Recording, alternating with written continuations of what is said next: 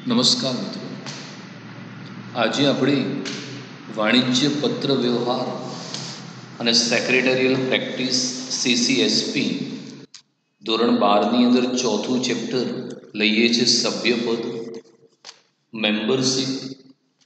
મિત્રો, આ જે ચેપ્ટર છે એનું બોર્ડની દ્રષ્ટિએ એનું જે વેઇટેજ છે એ 7 માર્કનું છે અને ખૂબ સારું ચેપ્ટર છે. પરીક્ષાની દૃષ્ટિએ અગત્ય છે.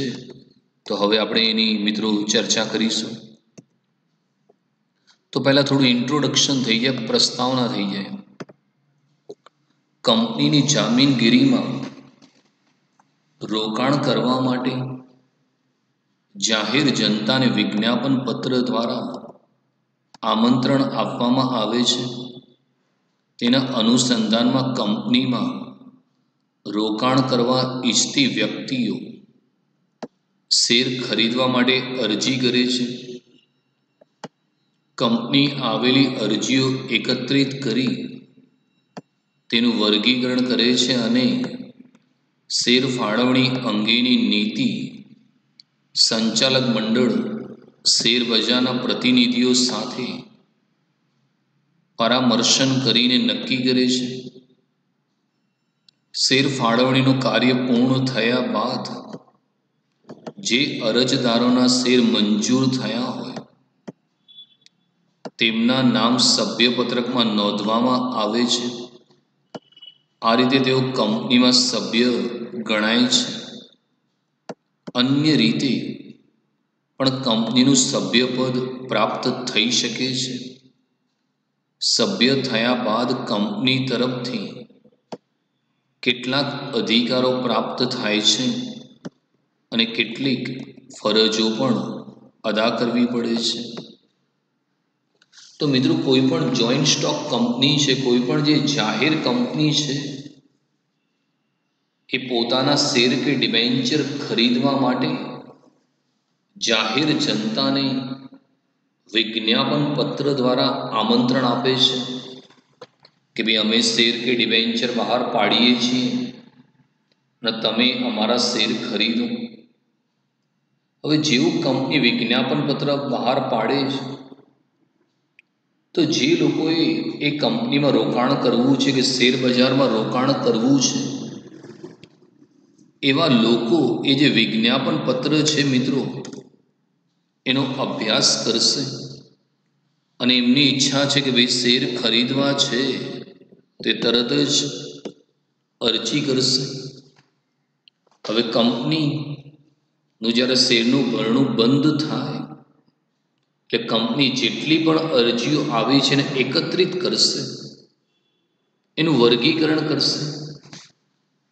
કારણ કે ઘણી વખત એવું થાય કે અમુક લોકોએ અરજી કરી હોય પણ ફોર્મ બરાબર ભર્યું ના હોય, અધૂરું હોય, અયોગ્ય હોય, તેવી અરજીઓ નામંજૂર કરવામાં આવે છે. ઘણી વખત એવું થાય કે તમે જેટલા શેર બહાર પાડ્યા હોય એના કરતાં વધુ જાહેર જનતા પાસેથી અરજી મળતી હોય એવું બની શકે.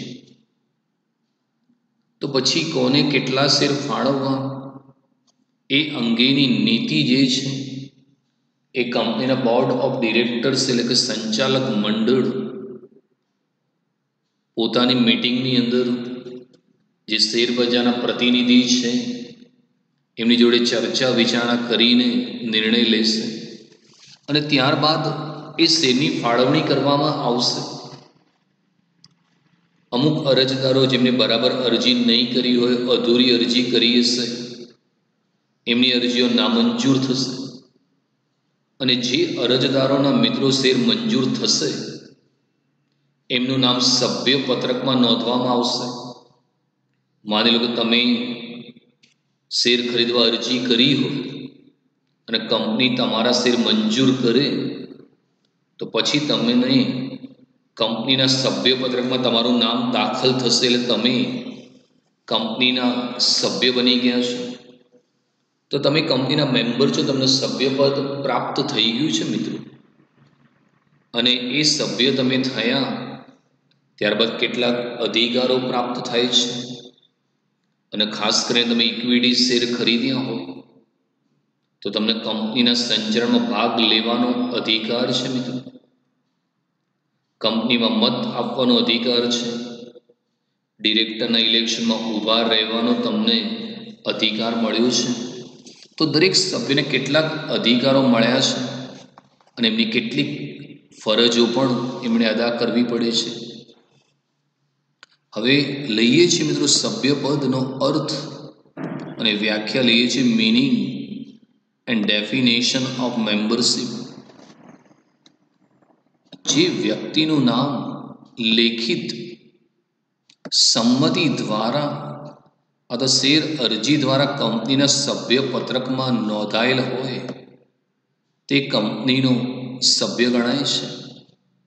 ટૂંકમાં સભ્ય થવા માટે સભ્યની લેખિત સંમતિ અને તેનું નામ સભ્ય પત્રકમાં હોવું તે આવશ્યક બાબત છે.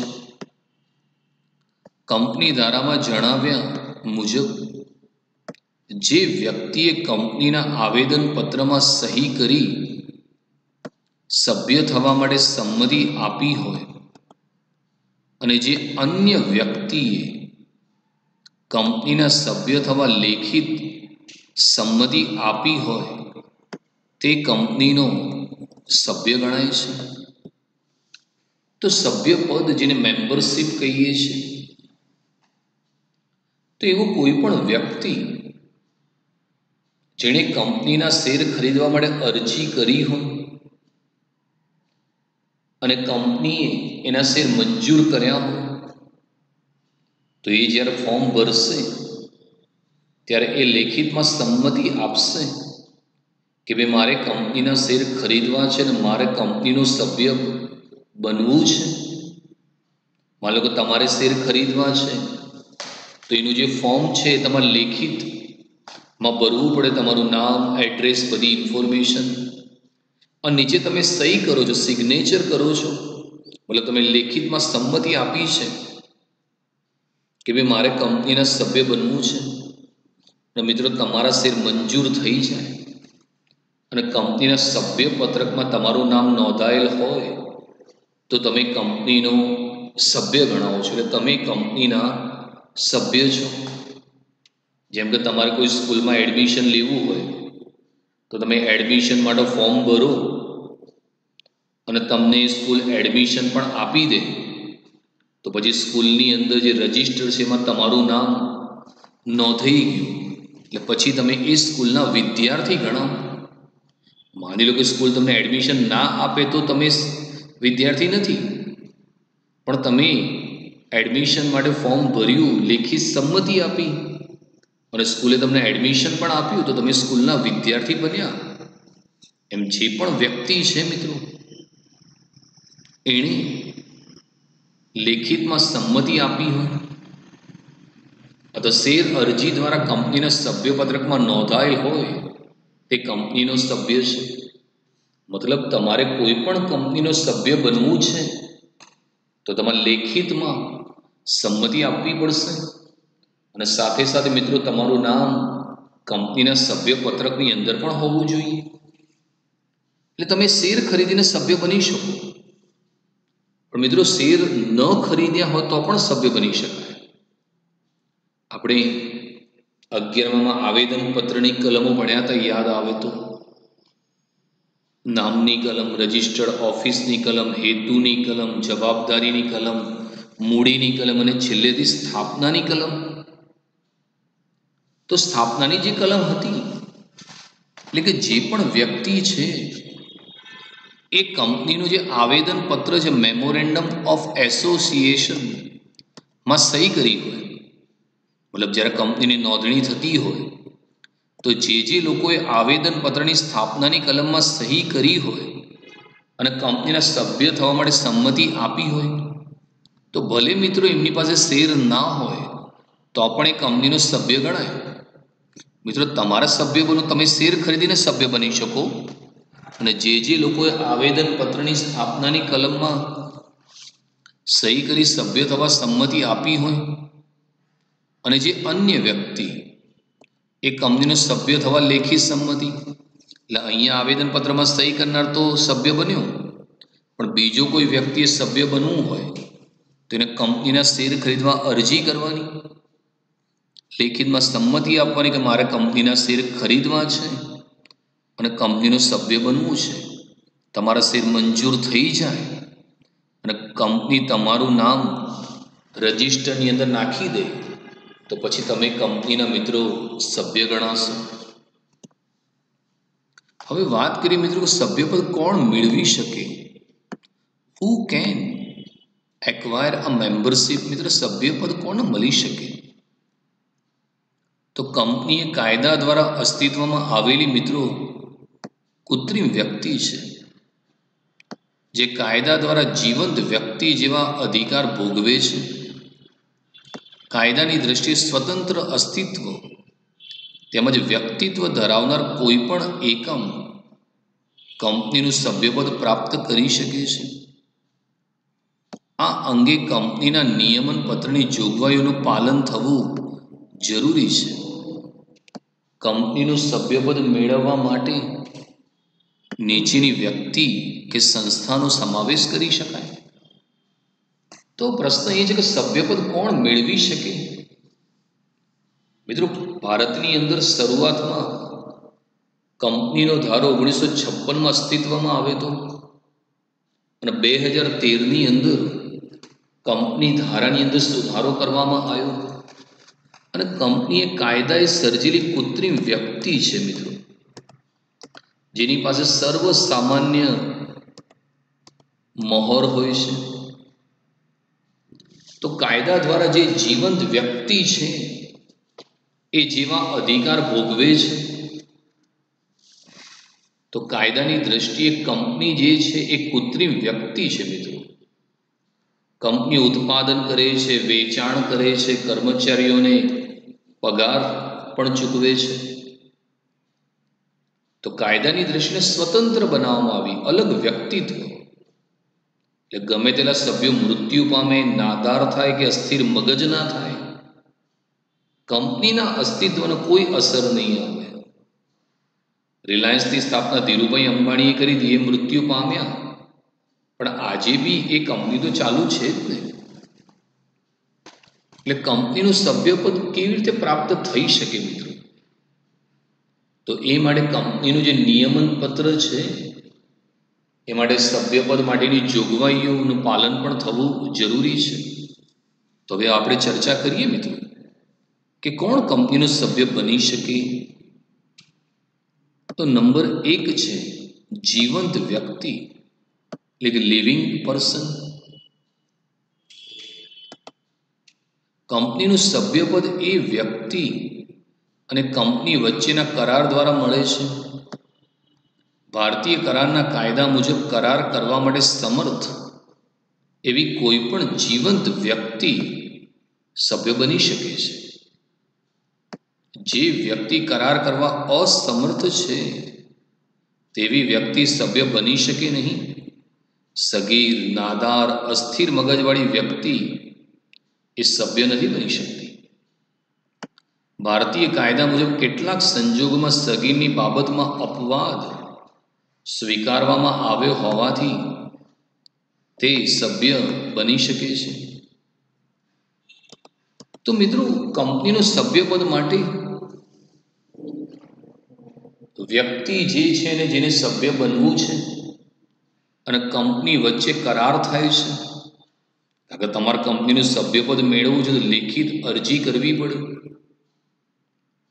અને ભારતના જે કરારનો કાયદો છે, કોન્ટ્રાક્ટ એક્ટ, એ મુજબ કરાર કરવા સમર્થ એટલે તમે લોકો કરાર ના કરી શકો મિત્રો. તમે કંપનીના સભ્ય ના બની શકો, કેમ કે તમારી ઉંમર 18 વર્ષ કરતાં ઓછી છે, તમે સગીર છો, તો તમે સભ્ય નથી બની શકતા. 18 વર્ષ કે તેવું કોઈ પણ વધુ વયની વ્યક્તિ જે જીવંત હોય, કરાર કરવા માટે સમર્થ હોય એવું કોઈ પણ વ્યક્તિ કંપનીનો શેર ખરીદી શકે છે અને સભ્ય બની શકે છે. પરંતુ સગીર એટલે કે જેની ઉંમર 18 વર્ષ કરતાં ઓછી છે, નાદાર છે કે અસ્થિર મગજવાળી વ્યક્તિ મિત્રો એ કરાર કરવા માટે સમર્થ નથી, એટલે સગીર, નાદાર કે અસ્થિર મગજવાળી વ્યક્તિ એ કરાર કરી શકતી નથી અને કંપનીનો સભ્ય બની શકતી નથી. પણ ભારતના જે કાયદો છે એમાં કેટલાક સંજોગોમાં સગીરના અપવાદ તરીકે આપ્યો છે. દાખલા તરીકે કોઈ વ્યક્તિ છે, એની જોડે કંપનીના શેર છે અને માની લો કે એનું મૃત્યુ થયું, એનું અવસાન થયું અને એના ઘરમાં એના છોકરા સિવાય કોઈ નથી અને છોકરાની ઉંમર 18 વર્ષ કરતાં નાની છે અને ઘરમાં બીજું કોઈ વ્યક્તિ નથી, તો ભારતનો કાયદો એમ કહે છે કે એના ઘરમાં બીજું કોઈ વ્યક્તિ નથી, તો જે મૃત્યુ પામ્યો છે એના શેર એના છોકરા કે છોકરીના નામે ટ્રાન્સફર કરવામાં આવે અને એ બાળકો ભલે સગીર છે પરંતુ કંપનીનો સભ્ય બની શકે. પણ એક અપવાદ છે, બાકી તમે લોકો કોઈ શેર ખરીદવા અરજી ના કરી શકો, કારણ કે કાયદા મુજબ તમે કરાર કરવા માટે સમર્થ નથી. બીજું છે પેઢીના ભાગીદારો. ભાગીદારી પેઢી કાયદાની દ્રષ્ટિએ વ્યક્તિ ન હોવાથી તે સભ્ય બની શકે નહીં, પરંતુ પેઢીના ભાગીદારો વ્યક્તિગત રીતે અથવા સંયુક્તપણે કંપનીનું સભ્યપદ મેળવી શકે. તો ભાગીદારી જે પેઢી છે મિત્રો, એને કાયદા મુજબ કોઈ અલગ અસ્તિત્વ કે વ્યક્તિત્વ પ્રાપ્ત થયું નથી. જેમ કંપનીના અલગ વ્યક્તિત્વ મળેલું છે, સહકારી મંડળીના અલગ વ્યક્તિત્વ મળેલું છે, એમ ભાગીદારી પેઢી જે છે એને 1932ના કાયદા મુજબ કોઈ અલગ વ્યક્તિત્વ મળેલું નથી. એટલે કોઈ પણ વ્યક્તિ ભાગીદારી પેઢીના નામે શેર ના ખરીદી શકે. તમે ભાગીદારી પેઢીના નામે શેર ખરીદી શકતા નથી કે કોઈ ભાગીદારી પેઢી એ કંપનીનો સભ્ય બની શકતી નથી. હા, પરંતુ જે ભાગીદારો છે પોતાના વ્યક્તિગત, પોતાનો ઇન્ડિવિજ્યુઅલ, પોતાના પર્સનલ રીતે કંપનીના શેર ખરીદી શકે છે અને સભ્યપદ મેળવી શકે છે, પરંતુ પેઢીના નામે તેઓ શેર ખરીદી શકતા નથી કે પેઢીના નામે તેઓ સભ્યપદ પ્રાપ્ત કરી શકતા નથી. તો મિત્રો એક એક્ઝામ્પલ આપું. દાખલા તરીકે સંકલ્પ સુપર સ્ટોર્સ એ ભાગીદારી પેઢી છે. એમાં 2 ભાગીદાર છે, એક્સ અને વાય. હવે એ લોકોને કોઈ કંપનીના શેર ખરીદવા છે તો એ લોકો સંકલ્પ સુપર સ્ટોર્સના નામે ના લઈ શકે, કેમ કે એ ભાગીદારી પેઢી છે, કાયદેસર વ્યક્તિ નથી. હા, પરંતુ જે 2 ભાગીદાર છે, એક્સ અને વાય, એ એક્સના નામે શેર ખરીદી શકે કે વાયના નામે ખરીદી શકે, કે એક્સ અને વાય પોતાના સંયુક્ત નામે શેર ખરીદી માટે અરજી કરી શકે, પણ તે લોકો સંકલ્પ સુપર સ્ટોર્સના નામે અરજી કરી શકતા નથી. એટલે કોઈ પણ ભાગીદારી પેઢી એ કંપનીનો સભ્ય ન બની શકે, પરંતુ ભાગીદારો વ્યક્તિગત રીતે શેર ખરીદવા માટે અરજી કરીને કંપનીના સભ્યપદ પ્રાપ્ત કરી શકે છે. હવે ત્યારબાદ છે મિત્રો, એ લઈએ છીએ આપણે. હવે ત્રીજું છે મિત્રો, હિન્દુ અવિભક્ત કુટુંબ, HUF. હિન્દુ અવિભક્ત કુટુંબમાં માત્ર કુટુંબનો કર્તા પોતાના કે સંયુક્ત નામે શેર ખરીદીને કંપનીનું સભ્યપદ પ્રાપ્ત કરી શકે છે. તો જે હિન્દુ અવિભક્ત કુટુંબ છે મિત્રો, તો જે મિત્રો હિન્દુ અવિભક્ત કુટુંબ છે એ પણ મિત્રો કાયદાની દ્રષ્ટિએ અલગ વ્યક્તિત્વ ધરાવતું નથી. એટલે કોઈ પણ HUF એ કંપનીના શેર ખરીદી શકતી નથી કે HUF એ કોઈ કંપનીનો સભ્ય બની શકતો નથી. હા, હિન્દુ અવિભક્ત કુટુંબ એ સભ્ય ન બની શકે, પણ કુટુંબનો કર્તા છે એને શેર ખરીદવા છે તો કર્તા પોતાના વ્યક્તિગત નામે શેર ખરીદી શકે કે કુટુંબના જે સભ્યો છે એ પોતાના વ્યક્તિગત કે સંયુક્ત નામે શેર ખરીદીને સભ્યપદ પ્રાપ્ત કરી શકે, પણ મિત્રો, તમે હિન્દુ અવિભક્ત કુટુંબના નામે શેર ખરીદી શકતા નથી કે સભ્યપદ પ્રાપ્ત કરી શકતા નથી. ચોથું છે મિત્રો ટ્રસ્ટ. નવા કંપની ધારા મુજબ કોઈ પણ ટ્રસ્ટ કંપનીના શેર ખરીદીને સભ્ય બની શકે છે અને સભ્યપદ પ્રાપ્ત કરી શકે છે. તો મિત્રો, જે ટ્રસ્ટ છે તો 1956ના કંપની ધારામાં કોઈ પણ ટ્રસ્ટ એ કંપનીનું સભ્યપદ પ્રાપ્ત નથી કરી શકતું. પણ ભારતમાં જે નવો કંપની ધારો આવ્યો 2013, એમાં જોગવાઈ કરી છે કે કોઈ પણ ટ્રસ્ટ હોય જેની નોંધણી થયેલી હોય એ કંપનીના શેર ખરીદીને સભ્ય બની શકે છે. દાખલા તરીકે હિંમતનગર કેળવણી મંડળ એક મોટું ટ્રસ્ટ છે, જેનામાં હિંમત હાઈસ્કૂલ અને કોમર્સ કોલેજ, સાયન્સ કોલેજ ચાલે છે. તો એ ટ્રસ્ટ પબ્લિક ટ્રસ્ટ છે. હવે માની લો કે ટ્રસ્ટ જોડે રૂપિયા પડી રહ્યા હોય તો હિંમતનગર કેળવણી મંડળનો જે ટ્રસ્ટ છે એના નામે એ લોકો શેર ખરીદી શકે અને એ ટ્રસ્ટ છે એ કંપનીનો સભ્ય બની શકે છે. ત્યારબાદ છે વિદેશી વ્યક્તિ, ફોરિનર્સ. અન્ય દેશની કોઈ પણ વ્યક્તિ ભારતીય કંપનીના શેર ધારણ કરી સભ્ય બની શકે છે. પરંતુ જ્યારે ભારતમાં યુદ્ધકાલીન પરિસ્થિતિ કે કટોકટી જાહેર થાય ત્યારે તે વ્યક્તિ દુશ્મન દેશની હોય તો તેનું સભ્યપદ અને કંપની તરફથી મળતા હકો સ્થગિત કરવામાં આવે છે. તો ભારતના કંપની ધારામાં એવી જોગવાઈ છે કે કોઈ પણ દેશની વ્યક્તિ હોય, અમેરિકા, ઇંગ્લેન્ડ, ચીન, કોઈ પણ દેશ હોય, એ ભારતીય કંપનીના શેર ખરીદી શકે છે અને વિદેશી વ્યક્તિ પણ ભારતીયની કંપનીનો સભ્ય બની શકે છે. દાખલા તરીકે હાલ ચીનનો કોઈ પણ વ્યક્તિ ભારતના શેર ખરીદીને સભ્યપદ પ્રાપ્ત કરી શકે. પણ માની લો કે ભારતનું ચીન જોડે યુદ્ધ ચાલુ થઈ જાય કે યુદ્ધની પરિસ્થિતિ થઈ જાય કે કોઈ કટોકટી સર્જાય તો પછી એ ચીનવાળો દુશ્મન દેશનો વ્યક્તિ ગણાશે. તો પછી એનું જે સભ્યપદ છે અને એના તરફના જે હકો છે એ સ્થગિત કરવામાં આવશે. એટલે કે જ્યાં સુધી એ બંને દેશો વચ્ચે સારા સંબંધ છે ત્યાં સુધી જ એ સભ્યપદ પ્રાપ્ત કરી શકે. પરંતુ બંને દેશ વચ્ચે યુદ્ધની પરિસ્થિતિનું નિર્માણ થાય તો પછી દુશ્મન દેશનો વ્યક્તિ ગણાશે. અને ભારતના કંપની ધારામાં એવી જોગવાઈ છે કે દુશ્મન દેશનો વ્યક્તિ ભારતની કંપનીનો સભ્ય બની શકતો નથી. સંયુક્ત શેર ધરાવનાર. જ્યારે 2 કે તેથી વધુ વ્યક્તિઓ સંયુક્ત નામે કંપનીના શેર ખરીદે ત્યારે કંપનીમાં સભ્યપત્રકમાં સંયુક્ત નામ લખવામાં આવે છે. જેમના નામ સભ્યપત્રકમાં દર્શાવેલા હોય તેમની વ્યક્તિગત અને સંયુક્ત જવાબદારી ઉદ્ભવે છે.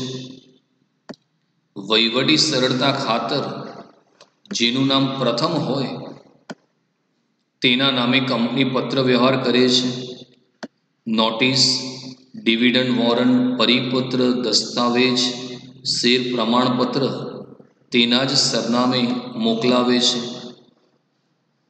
ઘણી વખત એવું થાય કે ઘણા વ્યક્તિઓ ભેગા થઈને શેર ખરીદતા હોય તો 2 કે તેથી વધુ વ્યક્તિઓ સંયુક્ત નામે શેર ખરીદી શકે છે.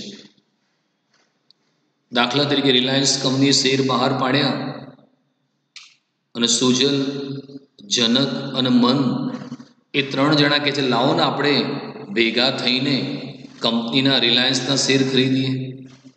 તો એક્સ, વાય અને ઝેડ મતલબ સુજલ છે, જનક છે અને મન છે, એ 3 જણા સંયુક્ત નામે શેર ખરીદવા માટે અરજી કરે અને એમના શેર માની લો કે મંજૂર થઈ ગયા તો કંપનીનો જે ચોપડો છે જ્યાં સભ્યપત્રક બનાવેલું છે ત્યાં સુજલનું પણ નામ લખેલું હશે, જનકનું નામ પણ હશે અને મનનું પણ નામ લખેલું હશે. તો આ ત્રણે ત્રણ જણા કંપનીના સભ્ય બની ગયા છે, પણ કંપનીને જ્યારે પત્ર વ્યવહાર કરવાનો હોય, કંપની ત્રણેયના ઘેર અલગ અલગ લેટર મોકલે, નોટિસ મોકલે તો કંપનીને મોંઘું પડે.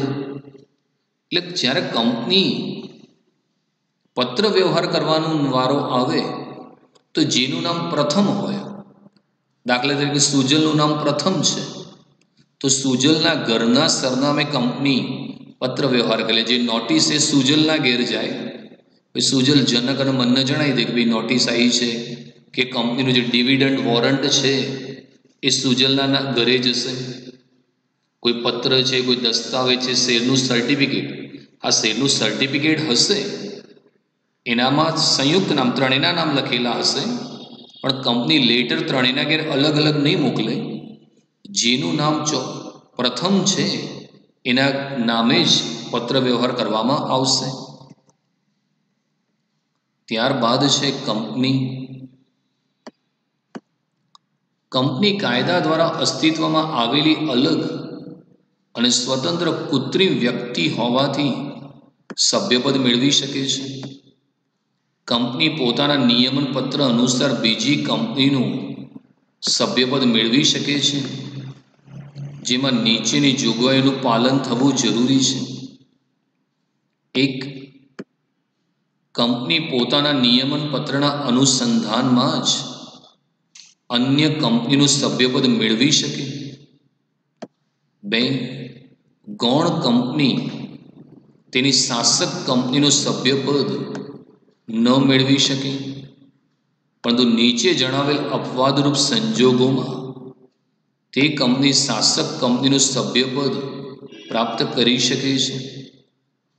પહેલું છે, શાસક કંપનીમાં કોઈ સભ્યનું અવસાન થાય અને ગૌણ કંપની કાયદેસરના પ્રતિનિધિ તરીકે શેર ધારણ કરે. બીજું છે, ગૌણ કંપની કોઈ પણ સભ્યના ટ્રસ્ટી તરીકેનો હોદ્દો ધરાવતી હોય અને આવા ટ્રસ્ટમાં કોઈ પણ હિત સંબંધ ન હોય. સી છે, આ કાયદાના અમલ પહેલા કોઈ ગૌણ કંપની શાસક કંપનીનું સભ્યપદ મેળવ્યા બાદ તે કંપનીઓ વચ્ચે સંબંધ સ્થાપિત થયેલો હોય ત્યારે. તો કંપની છે એ કાયદાએ સર્જેલી મિત્રો કૃત્રિમ વ્યક્તિ છે. એટલે એક કંપની બીજી કંપનીના શેર ખરીદી શકે અને સભ્યપદ પ્રાપ્ત કરી શકે છે મિત્રો.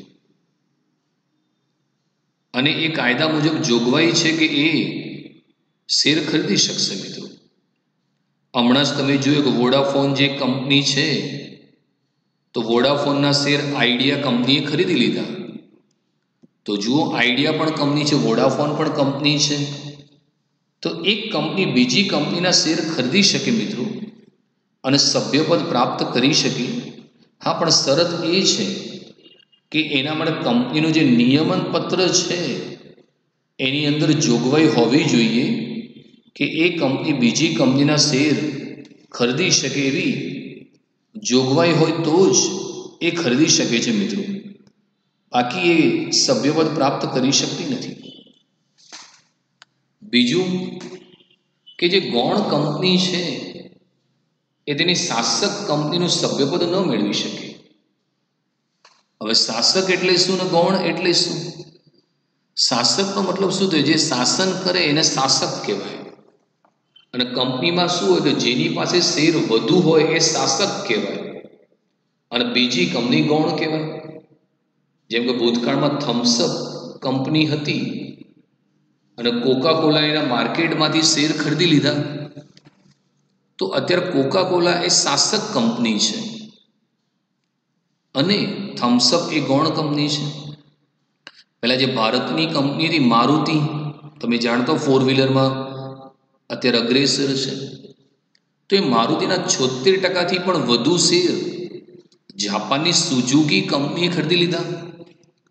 તો હવે સુઝુકી જોડે શેર વધુ છે તો એ શાસક કહેવાય અને મારુતિ છે એ ગૌણ કહેવાશે.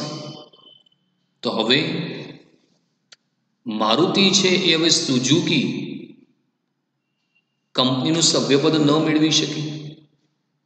પણ કેટલાક અપવાદરૂપ સંજોગો છે. દાખલા તરીકે શાસક કંપનીના કોઈ સભ્યનું અવસાન થાય અને એ વારસદારની અંદર અથવા પ્રતિનિધિ તરીકે કોઈ ગૌણ કંપનીના વ્યક્તિનું નામ લખ્યું હોય, તો પછી એનું અવસાન થતાં ગૌણ કંપનીએ કાયદેસરના પ્રતિનિધિ તરીકે શેર ધારણ કરીને સભ્યપદ પ્રાપ્ત કરી શકે છે. બીજું છે કે ગૌણ કંપની કોઈ પણ સભ્યના ટ્રસ્ટી તરીકેનો હોદ્દો ધરાવતી હોય, તો ટ્રસ્ટ છે તો નવા કંપની દ્વારા એવી જોગવાઈ છે કે ટ્રસ્ટી એ ટ્રસ્ટના નામે શેર ખરીદીને સભ્યપદ પ્રાપ્ત કરી શકે. અને કાયદાનો અમલ પહેલા કોઈ પણ ગૌણ કંપની શાસક કંપનીનું સભ્યપદ મેળવ્યા બાદ તે કંપનીઓ વચ્ચે સંબંધ સ્થાપિત થયો હોય ત્યારે, મતલબ કે કાયદાનો અમલ થાય એ પહેલાં જ કોઈએ એના શેર ખરીદ્યા હોય તો એ કંપનીનો સભ્ય બની શકે છે. તો ઘણી વખત એવું બની શકે કે જ્યારે એક કંપની ને બીજી કંપની ટેક ઓવર કરતી હોય તો કેટલાક લોકો એ સંબંધ થાય એ પહેલાં જ શેર ખરીદી લેતા હોય, તો પછી એ સભ્ય બની શકે છે.